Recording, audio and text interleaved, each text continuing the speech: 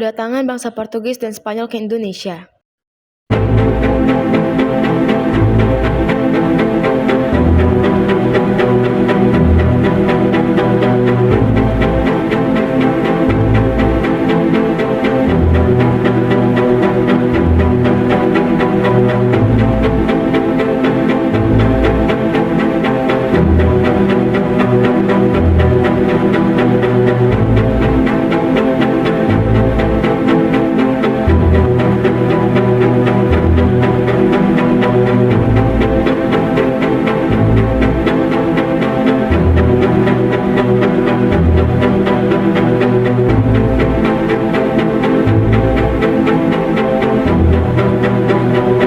Sejarah kedatangan bangsa Spanyol dan Portugis ke Indonesia terjadi pada sekitar abad ke-16 Masehi.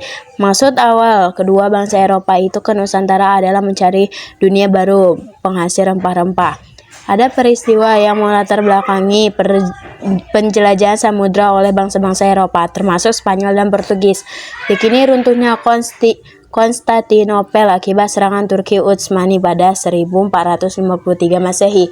Menurut catatan Sadirman dan Amurwani dalam Sejarah Indonesia tahun 2014, Konstantinopel dikuasai Turki Utsmani. Situasi ini menyebabkan akses perdagangan internasional di kawasan Laut Tengah terhambat. Dampaknya harga rempah-rempah di Eropa melambung tinggi sehingga bangsa-bangsa imperialis dari barat termasuk Portugis dan Spanyol mencari komoditi ke negeri-negeri di kawasan timur jauh hingga Kepulauan Nusantara. Bangsa Portugis dan Spanyol datang ke Indonesia pada abad ke-16 Masehi dengan tujuan mencari rempah-rempah.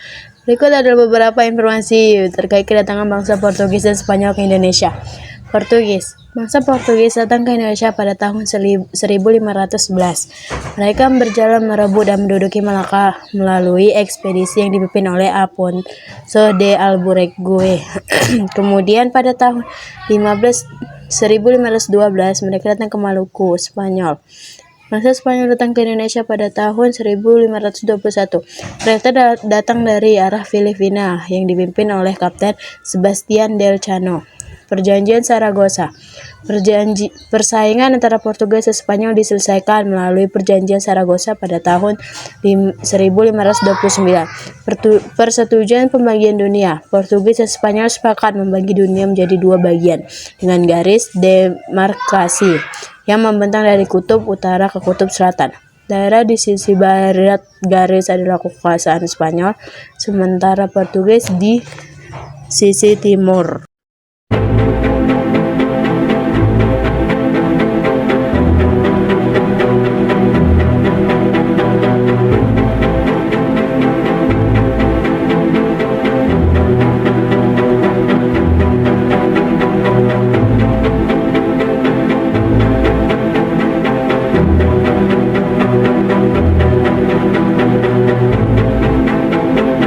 Portugis dan bangsa Spanyol adalah bangsa yang paling maju.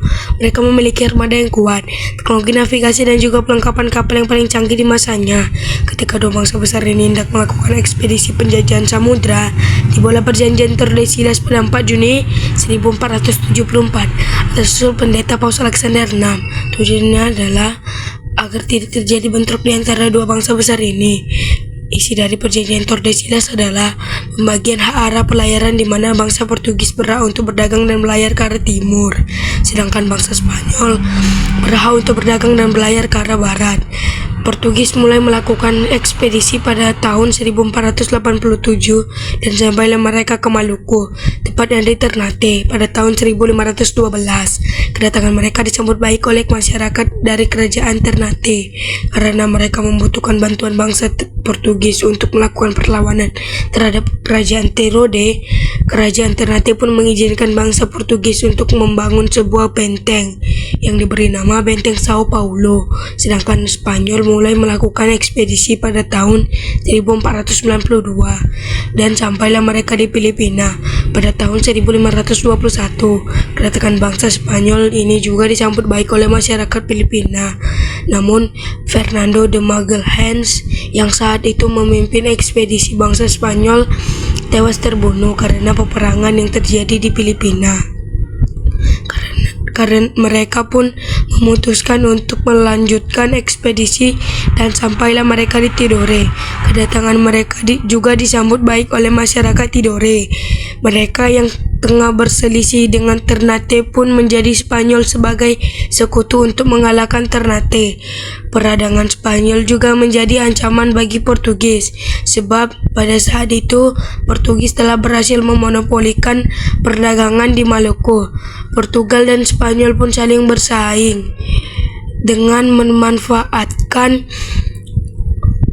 permusuhan kerajaan lokal. Selain itu, Portugis juga Spanyol juga saling tuduh mengenai perbuatan Ruth.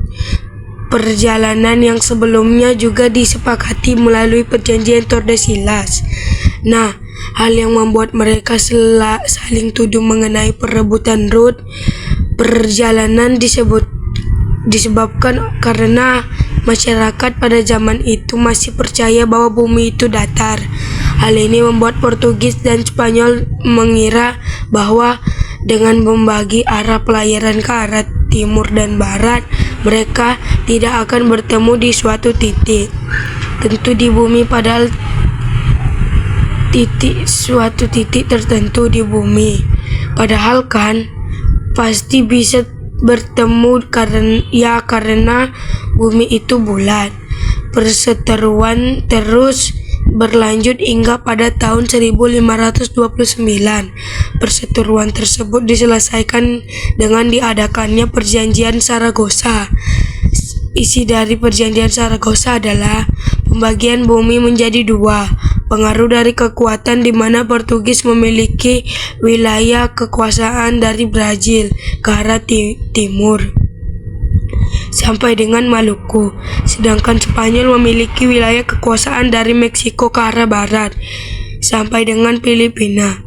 Memulai perjanjian Saragossa inilah teori heliocentris oleh Copernicus, teori heliocentris oleh Copernicus bahwa bumi itu bulat.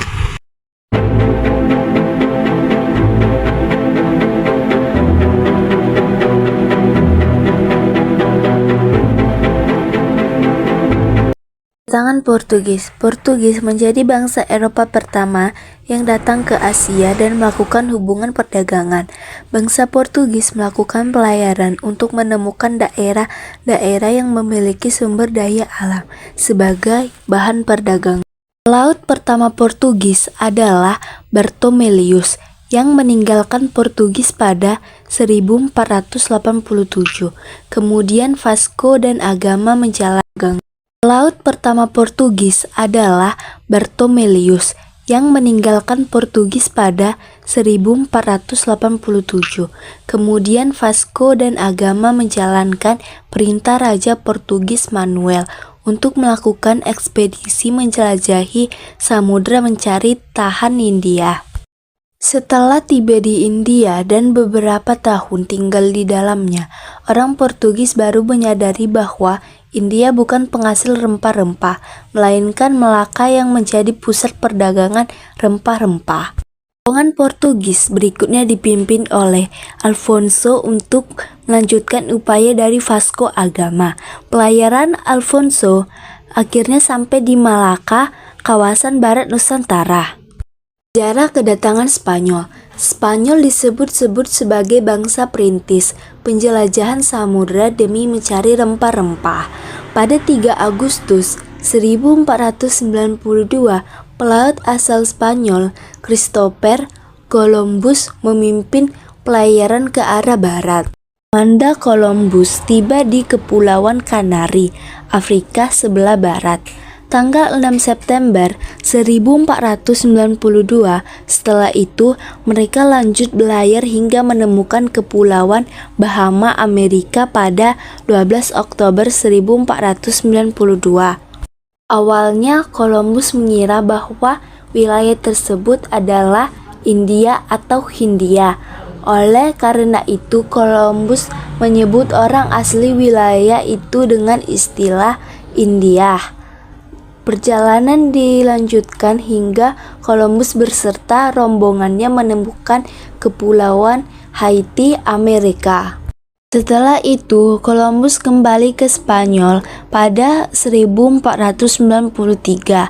Berkat perjalanannya ini, Columbus diakui sebagai penemuan benua baru yang bernama Amerika. Lain asal Spanyol menyusul jejak Columbus, Ferdinand Magellan beserta kapten kapal yang Sebastian Elcano berlayar sampai Amerika. Di sana, mereka menemukan selat yang jalurnya mengarahkan Samudra Atlantik ke Samudra Pasifik. Maret 1521, rombongan kedua Spanyol ini tiba di Pulau Guam hingga sampai ke Pulau Filipina.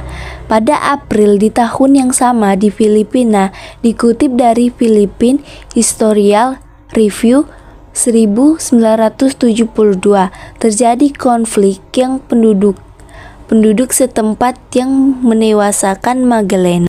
Yang Sebastian Elcano membawa rombongannya melarikan diri ke arah selatan.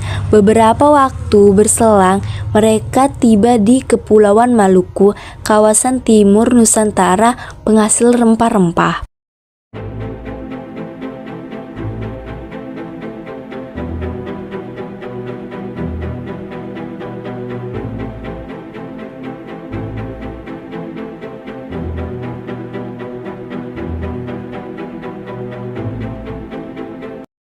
Keberhasilan Spanyol menemukan wilayah baru membuat Raja Portugis yakni Manuel I penasaran.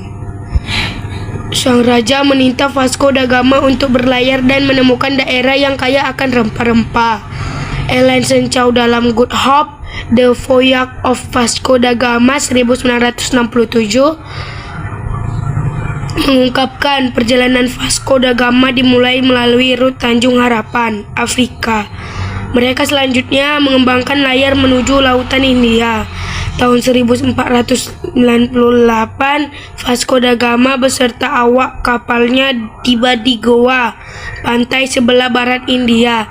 Di negeri ini, Portugis membangun kantor dagang beserta benteng pertahanan. Vasco da Gama diberikan hak kuasa atas daerah Goa oleh Raja Portugis.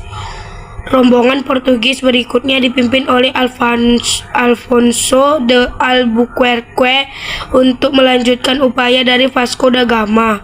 Pelayaran Alfonso de Albuquerque akhirnya sampai di Malaka, kawasan barat Nusantara.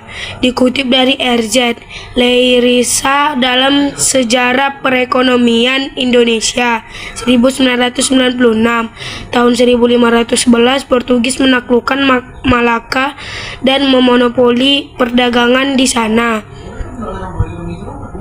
Timbul sejumlah konflik. Portugis berulang kali mendapatkan perlawanan dari bangsa Melayu di Malaka maupun dari kerajaan-kerajaan Nusantara, termasuk dari Jawa. Ternyata Portugis mampu menandingi dan merendam perlawanan-perlawanan tersebut. Bahkan monopoli yang dijalankan Portugis di Malaka akhirnya meluas sampai ke kawasan timur Nusantara dan berhasil mengenyahkan Spanyol. Portugis termasuk salah satu bangsa barat yang menjajah Nusantara selain Spanyol, Inggris, Prancis, Belanda, dan Jepang, hingga Indonesia menyatakan kemerdekaan pada 17 Agustus 1945.